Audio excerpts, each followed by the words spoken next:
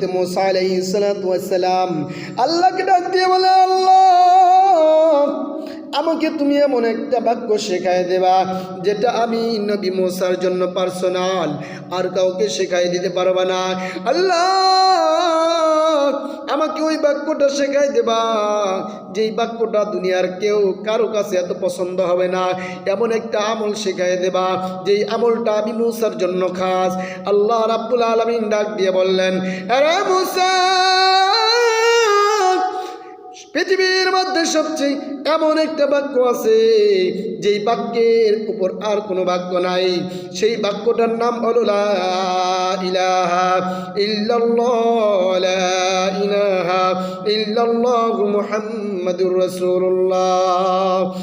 আল্লাহ রাব্বুল আলামিনের কাছে মূসা বললেন,